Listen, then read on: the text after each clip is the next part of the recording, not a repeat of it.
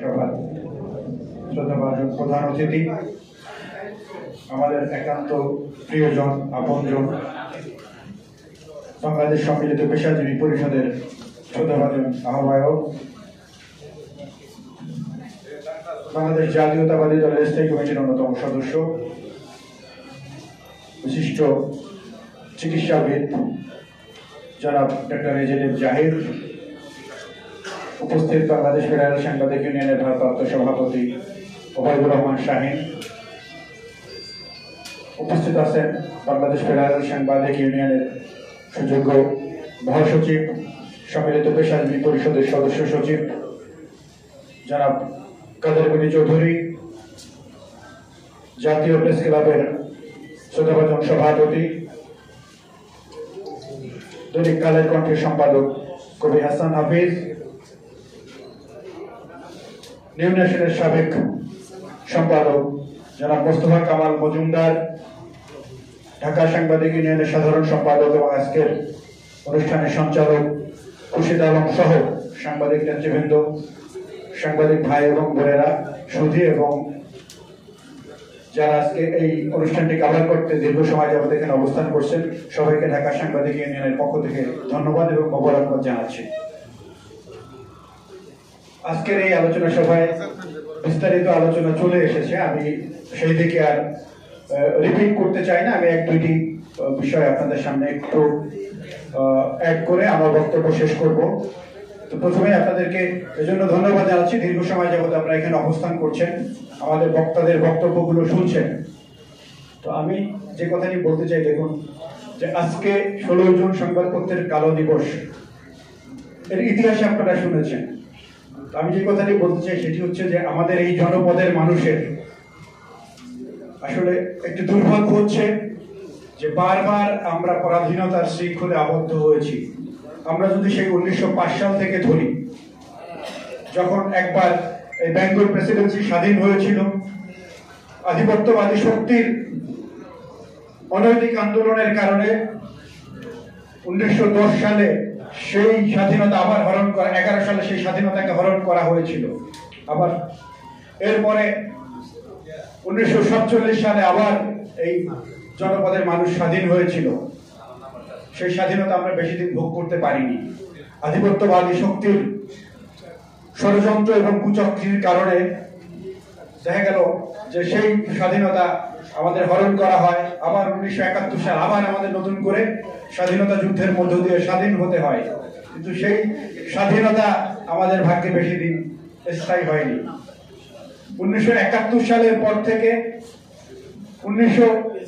স্বাধীনতার 3 বছর পরে আপনারা দেখেন যে চতুর্থ সংশোধনীর মধ্য দিয়ে এদেশে বাকশাল কায়েম করে সেই স্বাধীনতাকে আমাদের হরণ করা হলো। এরপর পরেই শুধু সাধারণ মানুষের স্বাধীনতা হরণ করা হয়নি, এদেশের গণমাধ্যমের স্বাধীনতাকে হরণ করবার জন্য 4টি সরকারি লিফলেট রেখে সব গণমাধ্যমকে বন্ধ করে দেওয়া হলো। এরপরে আমরা 75 সালে আবার স্বাধীন হলাম। সেই স্বাধীনতাও আমাদের বেশি দিন ভোগ করতে পারিনি। আমরা যদি 75 সাল থেকে আবার এরপরে 79 সাল পর্যন্ত আমরা দেখি একটি পর্যায় ছিল, এরপরে 90 সাল পর্যন্ত আরেকটি অধ্যায় গেছে। 90 সালের পরে আমরা কিছুদিন আবার স্বাধীন হলাম 96 সাল পর্যন্ত। আপনারা দেখেছেন যে সেই 90 সালের পরে 96 সালে আবার আধিপত্যবাদীদের পদলেহনকারী শক্তি আবার ক্ষমতায় আসবার পরে গণমাধ্যমকে আবার টুটি চেপে ধরা হলো। এরপরে আবার যখন 2001 সালে একটি নতুন সরকার আসলো, আমরা মনে করেছিলাম আমরা আবার স্বাধীন থাকবো, কিন্তু 2006 সালের পরে 2 বছরের 11 সরকার এবং তারপরে 2009 সাল থেকে 2024 সাল পর্যন্ত আপনারা বাস্তব সাক্ষী। এখানে যারা এই জেনারেশনের লোক আছেন আর যারা মুরব্বী আছেন, এখানে যারা বয়স্ক আছেন, তারা অতীত জানেন, আর এই জেনারেশন জানেন যে এই 16 বছর আমাদের উপর দিয়ে কি পরিমাণে নির্যাতন নিষ্পেষণ গণমাধ্যমের উপর দিয়ে গিয়েছে। আজকে আমরা সেই নির্যাতন নিষ্পেষণের ইতিহাস আপনাদের কাছে পরিষ্কার। তো আমি বলতে চাই যে 1975 সালের যখন এই গণমাধ্যমগুলো বন্ধ করে দিয়ে আমাদের সাংবাদিকদের এই কালো অধ্যায় তৈরি করেছিল সাংবাদিক গণমাধ্যম কর্মীদের জন্য, সেই কালো অধ্যায়ের আমরা স্থায়ী কবর রচনা করতে চেয়েছিলাম, কিন্তু আমরা পারিনি। তো আমরা মনে করি বিস্তারিত আলোচনার সুযোগ কম, তো আমি সংক্ষিপ্ত করতে চাই। এজন্য বলি যে 2024 সালের জুলাই বিপ্লবের মধ্য দিয়ে যে নতুন বাংলাদেশ আমরা পেয়েছি, সেই নতুন বাংলাদেশে এদেশের মানুষের গণতান্ত্রিক অধিকার থাকবে। একই সাথে বাংলাদেশে যে গণমাধ্যম কর্মীরা কাজ করে, যে গণমাধ্যমগুলো কাজ করে, তারা স্বাধীনভাবে কাজ করবে। আজকে গণমাধ্যমের ভূমিকা আমরা যদি বিশ্লেষণ করি 16 বছরে, এখন আপনারা অনেকে বলবেন যে তারা বাধ্য হয়েছিল এজন্য যে তাদের গণমাধ্যমগুলো টিকিয়ে রাখার জন্য, চাকরিকে বাঁচিয়ে রাখার জন্য, কিন্তু তার বাইরেও তো একটি শ্রেণী ছিল যারা এই অন্যায়ের বিরুদ্ধে, অপকর্মের বিরুদ্ধে সোচ্চার ছিল। আমরা যারা রাজপথে ছিলাম 16 বছর, আমাদের উপর দিয়ে যে নির্যাতন, নিষ্পেষণ গিয়েছে, সেটি যারা আজকে আমরা ভুক্তভোগী আমরা বুঝতে পারি। যারা আপোষ করে গণমাধ্যম চালিয়েছেন, হাসিনাকে ফ্যাসিবাদের দানবে পরিণত করেছিলেন, তারা সেই কষ্টটি বুঝতে পারবেন না। সুতরাং আমাদের মনের মধ্যে, আমাদের বুকের মধ্যে যে বেদনা, এই বেদনাকে আপনারা বুঝতে পারবেন না। সুতরাং আমরা বলতে চাই যে এই নতুন বাংলাদেশে আর যাতে কোনো গণমাধ্যম বিরোধী সরকার ফিরে না আসে, সেজন্য আপনাদের সোচ্চার থাকতে হবে। গণমাধ্যমের স্বাধীনতাকে যারা হরণ করতে চাইবে, বিগত সময়ের মতো, আমি দুর্ভাগ্যের কথা বলেছি, আবার সৌভাগ্যের কথা বলিনি, যতবার আমরা পরাধীন হয়েছি ততবার আমরা পরাধীনতার শিকল মুক্ত করেছি। আমরা 24-এর গণ আন্দোলনের মধ্য দিয়ে এদেশের মেহনতি ছাত্র জনতার সাথে সাথে সংবাদ কর্মীরা মাঠে ছিল। এই আন্দোলনকে বেগবান করবার জন্য, আন্দোলনকে শানিত করবার জন্য ঢাকা সাংবাদিক ইউনিয়ন, বাংলাদেশ ফেডারেল সাংবাদিক ইউনিয়ন এই দীর্ঘ সময় রাজপথে ছিল। আমাদের সাথে ছিলেন জাহিদ ভাই, পেশাজীবী আন্দোলন একই সাথে আমাদের সাথে ছিলেন তিনি। এজন্য আমাদের ঢাকা সাংবাদিক ইউনিয়নের পক্ষ থেকে জাহিদ ভাইকে ধন্যবাদ জানাচ্ছি তার সেই পেশাজীবী আন্দোলনে আমাদের সাথে থাকবার জন্য।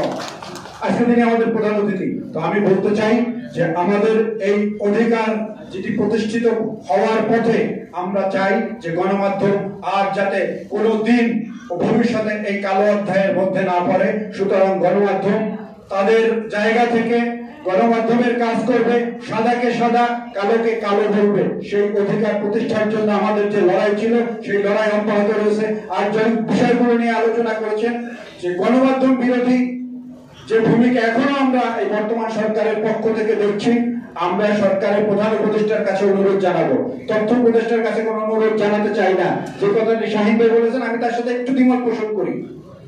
আমাদের সমস্যা নিয়ে তার সাথে কথা বলতে যাইনি আমরা, তাদের সমস্যা নিয়ে তার সাথে কথা বলতে গিয়েছিলাম। তারা কিভাবে দেশের গণমাধ্যমকে ফ্যাসিবাদ মুক্ত করবে সেটা চেয়েছিলাম আমরা, সেদিকে তারা আগাননি। একটি সংস্কার কমিশন করার মধ্য দিয়ে তারা এদেশের মানুষকে মূলা ঝুলাবার একটি ব্যবস্থা করেছেন। গণমাধ্যমকে সংস্কার করবার কোন উদ্যোগ তারা নেননি। তারা যে কাজ করেছেন সেটি তাদের কাজ নয়, তাদের যে কাজটি ছিল সেটি তারা করেননি। সুতরাং আমি প্রধান উপদেষ্টার কাছে অনুরোধ জানাবো যে গণমাধ্যম সংস্কারের জন্য স্টেক হোল্ডার যারা রয়েছেন, সাংবাদিক সংগঠনগুলো, সিনিয়র সাংবাদিক বৃন্দ, তাদের সাথে আলাপ করে এই গণমাধ্যমকে ফ্যাসিবাদ মুক্ত করবার ব্যবস্থা গ্রহণ করুন। আর না হয় বাংলাদেশ অন্ধকারে ছিল, আবার সেই অন্ধকারের দিকে যাত্রা করবে। সুতরাং আসুন, সেই আন্দোলনের সাথে আপনারা আমাদের সাথে থাকবেন, সেই প্রত্যাশা রেখে আমি আমার সংক্ষিপ্ত বক্তব্য শেষ করছি। আসসালামু আলাইকুম।